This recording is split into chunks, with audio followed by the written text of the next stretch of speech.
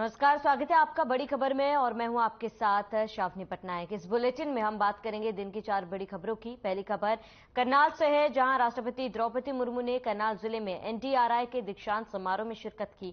दूसरी खबर दिल्ली से है, जहां रेसलिंग फेडरेशन ऑफ इंडिया यानी डब्ल्यूएफआई के प्रमुख बृजभूषण सिंह के खिलाफ जंतर मंतर पर पहलवानों का धरना जारी है। तीसरी खबर रतिया से है, जहां रतिया में वकीलों के चैम्बर में संदिग्ध परिस्थितियों में एक वकील का शव मिलने से हड़कंप मच गया है।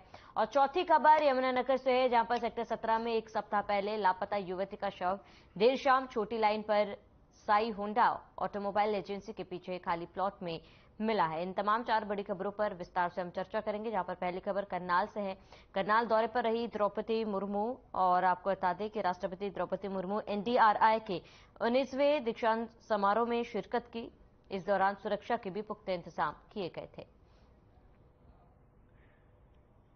तो राष्ट्रपति द्रौपदी मुर्मू ने करनाल जिले में एनडीआरआई के दीक्षांत समारोह में शिरकत की और इस समारोह में राष्ट्रपति ने सर्वश्रेष्ठ 6 विद्यार्थियों को स्वर्ण पदक बांटे और समारोह में बुलाने के लिए आभार जताया। उनका हेलीकॉप्टर एनडीआरआई करनाल में ही लैंड हुआ था, जहां से वे सीधा समारोह स्थल पर पहुंची। इस मौके पर मुख्यमंत्री मनोहर लाल, राज्यपाल बंडारू दत्तात्रेय, केंद्रीय कृषि मंत्री नरेंद्र सिंह तोमर सहित अन्य केंद्रीय मंत्रियों ने राष्ट्रपति का स्वागत किया। कार्यक्रम में अपने संबोधन के दौरान उन्होंने कहा कि हरियाणा की पहचान दूध दही के खाने से रही है और इसी वजह से हरियाणा खेलों में भी नंबर 1 है।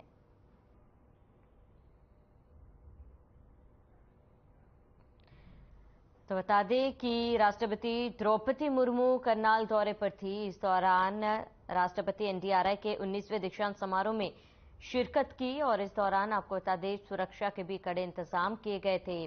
सीएम मनोहर लाल भी इस कार्यक्रम में मौजूद थे। इसके साथ ही राज्यपाल बंडारू दत्तात्रेय भी यहां मौजूद थे। कृषि मंत्री नरेंद्र सिंह तोमर भी शामिल हुए और इस दौरान आपको बता दें सुरक्षा के भी पुख्ता इंतजाम किए गए थे। राष्ट्रपति द्रौपदी मुर्मू ने इस दौरान वहां बुलाने के लिए सभी का आभार जताया और कहा कि हमेशा से हरियाणा दूध दही में अव्वल रहा, इसी की वजह से खेल के मामले में भी यहाँ के लोग जो है हमेशा आगे रहे हैं और इसकी सराहना भी राष्ट्रपति ने की है। तो करनाल दौरे पर रही राष्ट्रपति द्रौपदी मुर्मू एनडीआरआई के 19वें दीक्षांत समारोह में उन्होंने शिरकत की है। सुरक्षा के भी कड़े इंतजाम किए गए थे। इस दौरान सीएम मनोहर लाल भी इस कार्यक्रम में शामिल हुए और केंद्रीय कृषि मंत्री नरेंद्र सिंह तोमर समेत राज्यपाल बंडारू दत्तात्रेय भी शामिल हुए। इस दौरान राष्ट्रपति द्रौपदी मुर्मू ने कुछ छात्राओं को स्वर्ण पदक से नवाजा है और एनडीआरआई के दीक्षांत समारोह में शामिल हुई हैं राष्ट्रपति। और इस दौरान कार्यक्रम में सुरक्षा के भी पुख्ता इंतजाम किए गए थे और एनडीआरआई के दीक्षांत समारोह में शामिल हुई राष्ट्रपति द्रौपदी मुर्मू। बता दें कि एनडीआरआई के 19वें दीक्षांत समारोह का आयोजन किया गया था, जिसमें द्रौपदी मुर्मू शामिल हुई हैं और इस दौरान सुरक्षा के भी कड़े इंतजाम किए गए थे। जहां 19वें दीक्षांत समारोह में शामिल हुई श्रीमती द्रौपदी मुर्मू।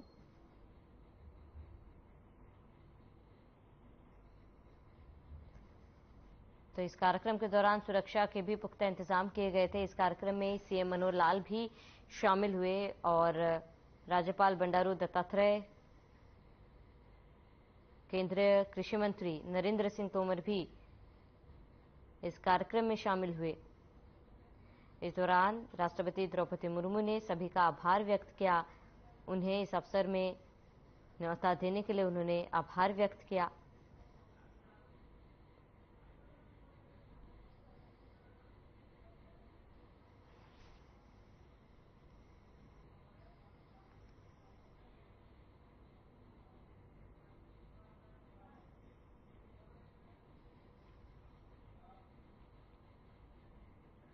वहीं रेसलिंग फेडरेशन ऑफ इंडिया यानी WFI के प्रमुख बृजभूषण सिंह के खिलाफ जंतर मंतर पर पहलवानों का धरना जारी है। 7 महिला पहलवानों ने सिंह के खिलाफ पार्लियामेंट स्ट्रीट थाने में शिकायत भी दर्ज कराई है। मामले में पहलवानों का कहना है कि 3 महीने हो गए हैं पर हमें कोई न्याय नहीं मिला, इसलिए हम फिर से विरोध कर रहे हैं। हम न्याय की मांग करते हैं। अभी तक FIR दर्ज नहीं की गई है। पहले हमसे कहा जाता था कि FIR कराओ और अब हम FIR कराने जा रहे हैं तो पुलिस सुन नहीं रही। बता दें कि 18 जनवरी को रेसलर्स विनेश फोगाट, साक्षी मलिक और बजरंग पुनिया ने दिल्ली के जंतर मंतर पर धरना शुरू किया था। इस दौरान विनेश फोगाट ने रोते हुए आरोप लगाया कि फेडरेशन अध्यक्ष बृजभूषण शरण सिंह और कोच नेशनल कैंप में महिला रेसलर्स का यौन उत्पीड़न करते हैं। विनेश ने यह भी कहा कि बृजभूषण खिलाड़ियों के होटल में रुकते थे जो नियमों के खिलाफ है, जिसके बाद से ये मामला तूल पकड़ता गया और अब फिर एक बार जंतर मंतर पर पहलवानों द्वारा धरना दिया जा रहा है। उनका कहना है कि उन्हें अब तक 3 महीने का समय बीत चुका है लेकिन कोई भी न्याय नहीं मिला और फिर एक बार इसका विरोध करते हुए वे जंतर मंतर पर धरना देने उतरे हैं। बता दें कि करीब 7 पहलवानों ने शिकायत दर्ज कराने के लिए पुलिस स्टेशन पहुंचे थे, लेकिन उनका आरोप है कि पुलिस उनका शिकायत दर्ज नहीं कर रहे।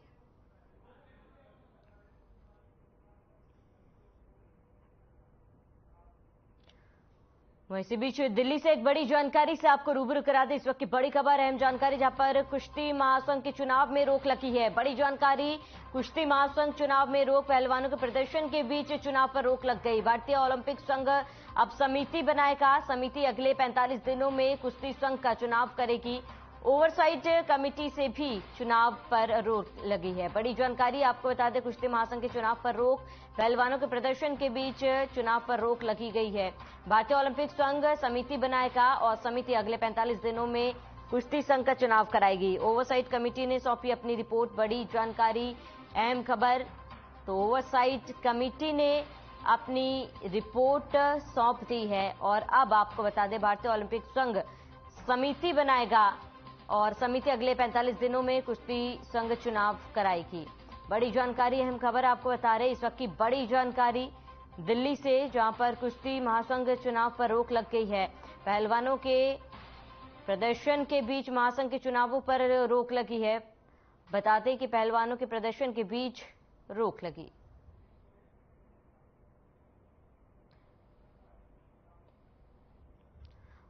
वहीं इसी खबर पर अनिल गोयल बीजेपी नेता हमारे साथ जुड़ चुके हैं। अनिल जी, आपका बहुत बहुत स्वागत है। क्योंकि फिर एक बार पहलवान जो है वो प्रदर्शन कर रहे हैं, जंतर मंतर पर प्रदर्शन पहलवानों द्वारा किया जा रहा है। अनिल जी, लगातार उनकी मांग की जा रही है कि बृजभूषण के खिलाफ कार्रवाई की जाए। आप कैसे देख रहे हैं? इसके साथ ही कब ये कार्रवाई की जाएगी? नहीं, देखो, कार्रवाई की जाए, उनकी मांग अपनी जगह पर ठीक है, लेकिन ये धरना प्रदर्शन पर परमिशन लेके बैठेंगे, बिना परमिशन के बैठेंगे? आप अगर किसी को इस कानून व्यवस्था तो इनको ही माननी पड़ेगी ना। संविधान तो सब पर लागू है। अब ये संविधान से ऊपर बैठ करके बात करेंगे तो उस बात में कैसे चीजों को आप समर्थन कर सकते हैं?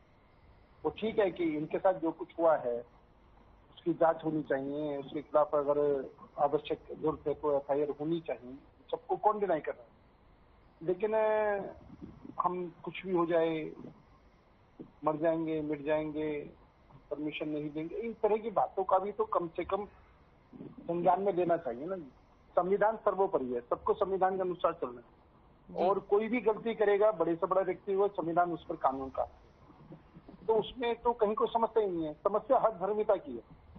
समस्या क्या है कि आप सिर्फ अपनी समस्या को लेके बैठे हैं या इसके पीछे कोई राजनीतिक एजेंडा है, वो भी तो देखने की बात सामने आती है ना जी।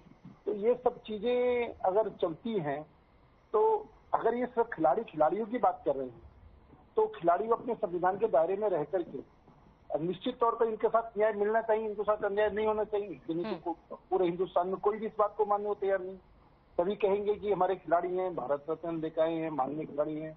लेकिन अगर मानने को मान्यता का जो मान्य है, जिनको हम सम्मान करते हैं, तो उनका व्यवहार भी तो सम्मान्य होना चाहिए। उनका व्यवहार हर धर्मिता का तो नहीं होना चाहिए ना। संविधान के दायरे में रह करके बात होनी चाहिए। बिल्कुल अनिल जी, क्योंकि देखिए कई पहलवानों का ये आरोप है कि जब जनवरी में ये प्रदर्शन शुरू किया गया था तो एक कमेटी का गठन किया गया था और कहा गया था कि 4 हफ्ते में इसका हल निकाला जाएगा, लेकिन 3 महीने का वक्त बीत चुका है और उन्हें इस मामले पर न्याय नहीं मिला है। नहीं, वो जो कमेटी का गठन किया गया था ना जी, और उस कमेटी के गठन में अगर इनको कहीं भी कोई बात है तो कमेटी में अपनी बात रखनी चाहिए। ये कितनी बार कमेटी में गए, कितनी बार कमेटी में अपनी बात रखी, वो सब भी ये जनता ये भी तो जानना चाहेगी ना जी। और उसके अंदर सबसे बड़ी बात क्या है कि कमेटी कोई भी बनेगी, कमेटी जब ही चलेगी जब उसमें सब लोग सहयोग देंगे जी। भाई ये अपनी बात रखेंगे, हमारे साथ कहाँ कहाँ कैसे कैसे हुआ है उनकी बात। कमेटी का मतलब क्या है कि निष्कर्ष पर पहुंचे, दूध का दूध पानी या पानी हो, सबको न्याय मिले। लेकिन अगर उससे हम कांटेक्ट ही नहीं करेंगे, उनसे बातचीत नहीं करेंगे, उनके पास जाएंगे नहीं, अपनी समस्या बताएंगे नहीं, कैसे फैसले होंगे जी। ठीक है अनिल जी, लौटूंगे आपके पास। वहीं डॉक्टर टीना हमारे साथ जुड़ चुके कांग्रेस प्रवक्ता। डॉक्टर टीना, आपका रुख करूंगी। फिर एक बार प्रदेश के पहलवान जो है सड़कों पर उतर आए हैं, जंतर मंतर पर धरना दिया जा रहा है, आपका रिएक्शन जानना चाहूंगी। देखिए, सबसे पहले तो मैं बताना चाहती हूँ कि जब भी कोई खिलाड़ी जब खेल कर और कोई अपने देश के लिए पदक जीत कर लाता है, कोई खिलाड़ी कोई भी जब पद जीत कर लाता है तो देश का प्रधानमंत्री सबसे पहले उनके साथ फोटो खिंचवाते हैं। लेकिन आज जब वो जंतर मंतर पर बैठे हैं सारे खिलाड़ी, सभी महिलाएं, तो अब क्यों नहीं आ रहे हैं? सवाल ये है कि जानबूझकर भाजपा सरकार ये करना चाहती है, अत्याचार करना चाहती है। एक तरफ वहीं कहती है कि बेटी बचाओ बेटी पढ़ाओ, इस तरीके के झूठे खोखले नारे देती है। और आज तो अब विडंबना देखिए कि जो कोई ये आम लड़कियां नहीं है, ये कोई स्कूल कॉलेज पढ़ने वाली लड़कियां नहीं, इन्होंने देश का नाम रोशन किया है। इन्हीं खिलाड़ियों ने भारत के लिए भारत का नाम ऊंचा किया है। और उन खिलाड़ियों की भी अगर बात नहीं सुन रही है सरकार, तो ये अपने आप में शर्मनाक है। क्योंकि आप इस बात से अंदाजा लगा सकते हैं, मैं खुद एक महिला हूं, मुझे लगता है कि फिर तो आम लड़की जो है, जिसकी कोई समस्या होती है, जिस तरीके का कोई हरासमेंट होता है, वो तो वैसे भी पब्लिक में नहीं आ सकता, क्योंकि उसकी तो बात ही नहीं सुनी जाती। जब इतने बड़े बड़े खिलाड़ियों की बात सरकार नहीं सुन रही है, तो ये अपने आप में एक गंभीर, जिसे कहे कि एक वाकया है, और इसे समझना भी चाहिए। और मैं तो आपके चैनल का थैंकफुल हूं कि एटलीस्ट आप इस पर चर्चा कर रही है, बात कर रही है। अदरवाइज तो बात होती कहाँ है? भाजपा सरकार के खिलाफ कोई भी काम होता है तो उस पर कभी कोई चर्चा ही नहीं होती, चाहे वो अडानी मामले को लेकर हो, चाहे सत्तापाल मलिक जी को लेकर हो, कोई भी जिक्र तक नहीं ठीक है डॉक्टर टीना, मैं लौटूंगी आपके पास। वहीं हमारे बीच राजकुमार सांगवान अर्जुन अवार्डी हमारे साथ जुड़ चुके हैं। राजकुमार जी, आपका बहुत बहुत स्वागत है। राजकुमार जी, जिस तरीके से हमने देखा है कि बीते 3 महीनों से लगातार कुश्ती महासंघ द्वारा जो पहलवान है वो प्रदर्शन भी कर रहे हैं, और फिर एक बार जंतर मंतर पे उनका धरना प्रदर्शन शुरू हो चुका है। और इसी बीच एक बड़ी खबर ये भी आई है कि कुश्ती महासंघ का जो चुनाव होने वाला था 7 मई को, उस पर भी रोक लगा दी गई है। आपका रिएक्शन एक बार जानना चाहूंगी। जी बिल्कुल, जो रोक लगाई है मैं उसका स्वागत करता हूं। और वो इंडियन ओलंपिक एसोसिएशन के अंडर में अब जो फ्यूचर के इलेक्शन होंगे, तो ये बहुत अच्छे संकेत हैं, क्योंकि आईओए ने स्पोर्ट्स कोड का पालन करते हैं। और उसके अंदर आपने आईओए इलेक्शन में देखा होगा कि 30% स्पोर्ट्समैन जो आउटस्टैंडिंग स्पोर्ट्स पर्सन है उनको नॉमिनी बनाया गया है। और पीटी उषा जी पहली बार हमारी आईओए की प्रेसिडेंट बनी है। तो हमें बहुत अच्छी अपेक्षाएं हैं कि वहां से शायद बहुत अच्छा निर्णय निकलेगा। दूसरा, जहां तक पहलवानों का धरना वापिस बैठने का सवाल है, तो इसके बारे में कमेटी जो बनाई गई थी उसमें मैरी कॉम एंड हमारे योगेश्वर जी भी थे। तो इन लोगों ने जो कमेटी में जो निर्णय लिए, पहलवानों को शिकायत है कि इनको अवगत नहीं कराया गया उस कमेटी के जो निर्णय थे उससे जी। और उन्होंने जहां तक अंदरूनी बात है कि क्लीन चिट दे दिया है ब्रिजबोर्न प्रेसिडेंट रेसलिंग फेडरेशन को। तो ये एक दुर्भाग्यपूर्ण मैं कह सकता हूं कि आज हमारे स्पोर्ट्समैन जिन्होंने तिरंगा ओलंपिक मेडलिस्ट रहे हैं, ये एक बहुत बड़े स्पोर्ट्स पर्सन रहे हैं। और खासकर हमारी महिलाएं, जिसमें विनेश फोगाट, साक्षी मलिक, तो इनको अगर वापिस रोड पे बैठना पड़ता है तो ये एक बहुत दुर्भाग्यपूर्ण बात है। हमारे प्रशासन को, हमारे देश के खेल मंत्रालय को, हमारे माननीय प्रधानमंत्री जी को इसके बारे में संज्ञान लेना चाहिए और इन पहलवानों का जल्द से जल्द निपटारा करना चाहिए। बिल्कुल राजकुमार जी, लौटूंगी आपके पास। बीजेपी नेता अनिल हमारे साथ लगातार जुड़े हुए हैं। अनिल जी, आपका रुख करूंगी।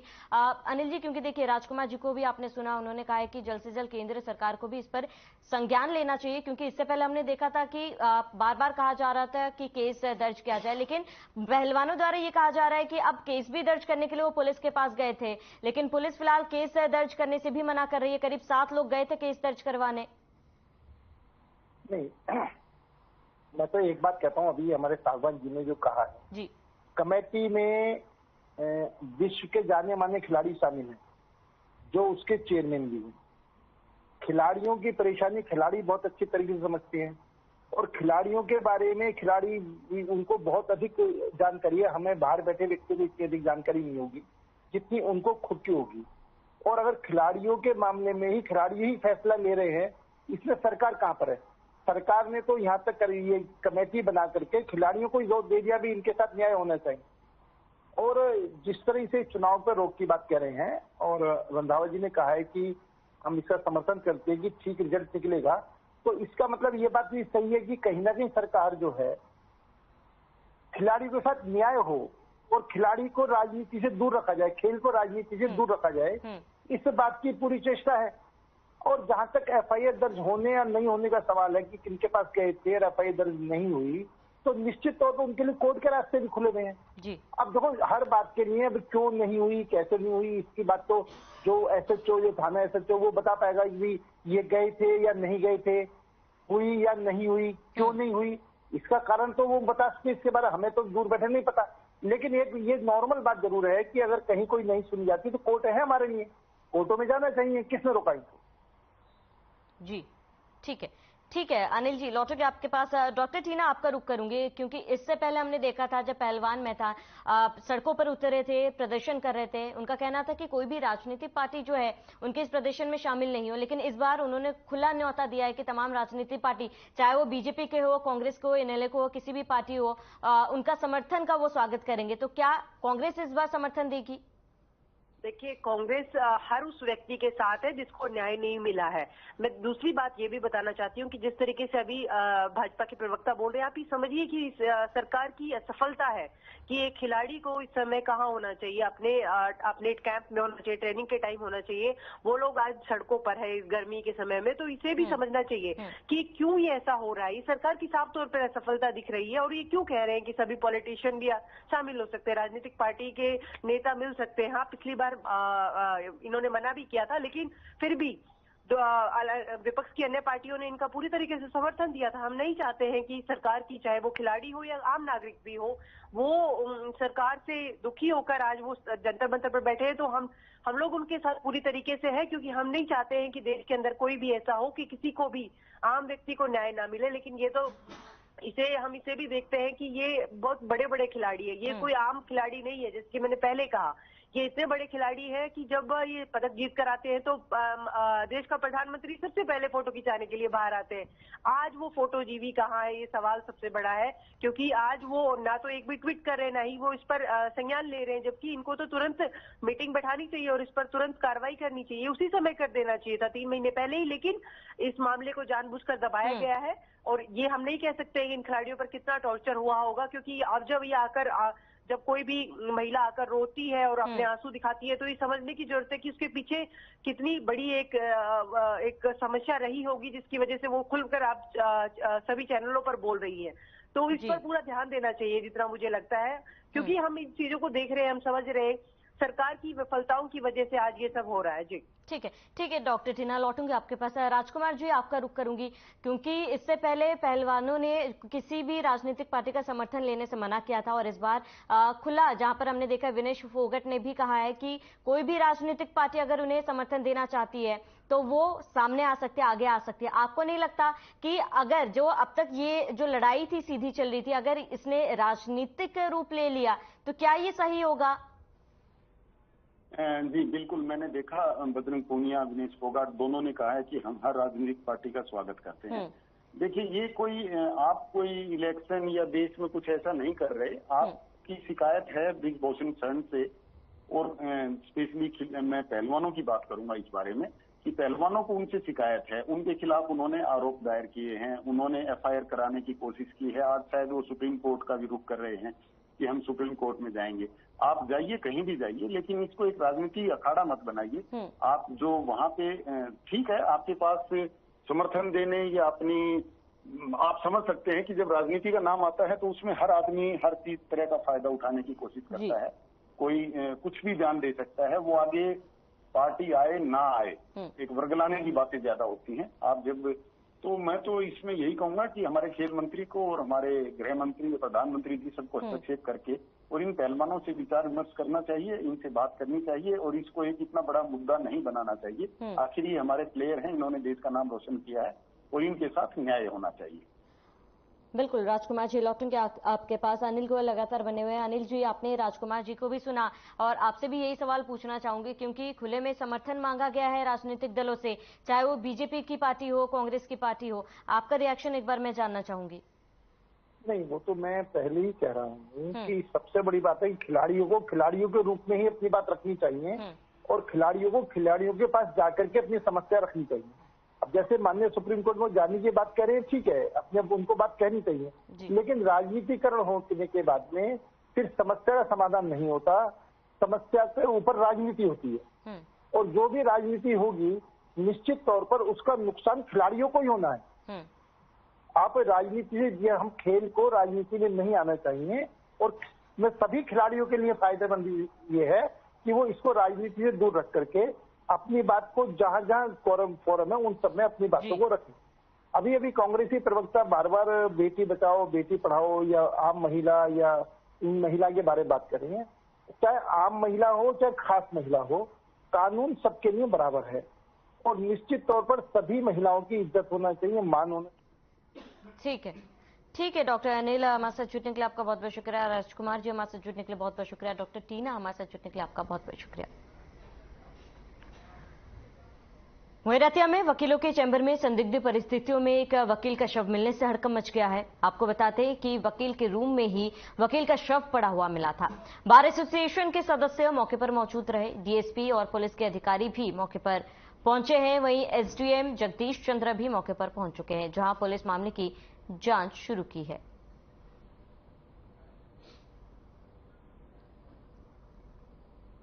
तो वकील का शव मिलने से हड़कंप मच गया है। सुसाइड का मामला है।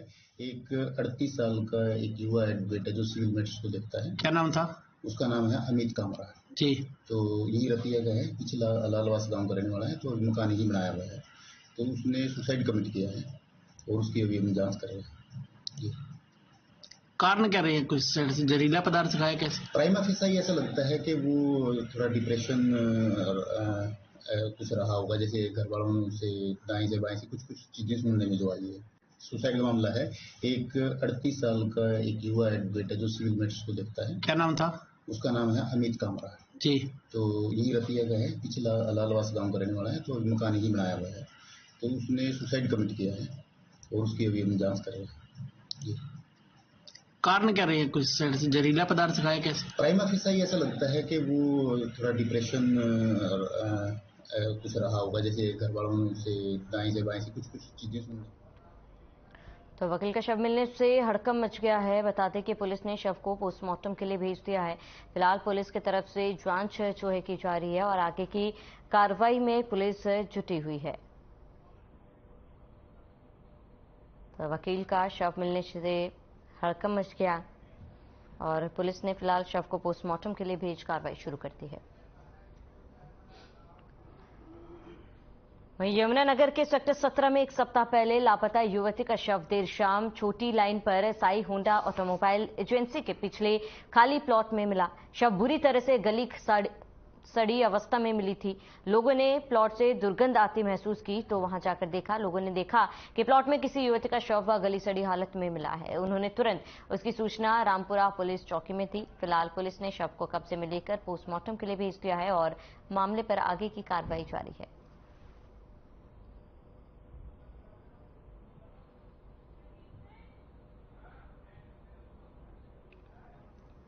तो परिजनों ने दुष्कर्म की भी आशंका जताई है। हालांकि फिलहाल पूरे मामले की जांच की जा रही है। एक हफ्ते पहले युवती लापता हुई थी, जिसकी शिकायत भी घर वालों द्वारा पुलिस के पास की गई थी। एक खाली पड़े प्लॉट में सड़ी गली युवती की लाश मिली है।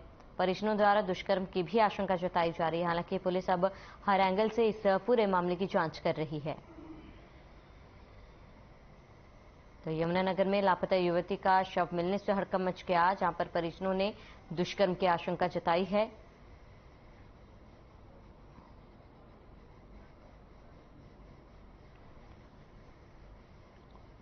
ये हमें शाम को इन्फॉर्मेशन आई थी भी एक ऐसे डेड बॉडी पड़ी है जिसकी मतलब देखने के अंदर उसकी ना तो शिनाख्त हो पा रही है। तो हमारी टीम वहाँ पहुंची तो हमने उसके आसपास प्रॉपर वहाँ जो हमने अपना रिकॉर्ड चेक किया तो उसमें 17 तारीख को हमारे पास मिसिंग केस के पास मुकदमा दर्ज था। तो उसको अभी हमने वहाँ से प्रॉपर जो कार्रवाई बनती थी हमने करके उसको डेड हाउस में पहुँचा दिया। बाकी कल पोस्टमार्टम के बाद देखी जाएगी इसमें क्या अपना खुद कुछ हुआ है या किसी ने कुछ इसमें मारा गया वो देखते हैं। 17 तारीख से लापता है ये। 17 तारीख की शाम को 8:08 पर ये सैलून में, वुमेन सैलून है छोटी लाइन पे नाथ मोटर्स के पास, वहाँ पे ये काम सीखने के लिए गई थी। +2 की बच्ची है, अभी इसके एग्ज़ाम हुए हैं, रिसेंटली ख़त्म हुए एग्ज़ाम। तो ये काम सीखने के लिए सैलून में चली गई और 17 तारीख की शाम को 8:08 पर ये सैलून से निकली है। उसके बाद इस बच्ची का ये नहीं पता लगा कि ये कहाँ गई है। और अब पुलिस का हमें फ़ोन आता है कि भी इसकी डेड बॉडी मिली है, जो देखने से ये लगा है कि भी रेप करके उसका मर्डर कर दिया गया। तो चलिए इसके साथ इस बुलेटिन में फिलहाल मेरे साथ इतने ही। देश और प्रदेश की तमाम बड़ी खबरों के लिए आप बने रहे हमारे साथ।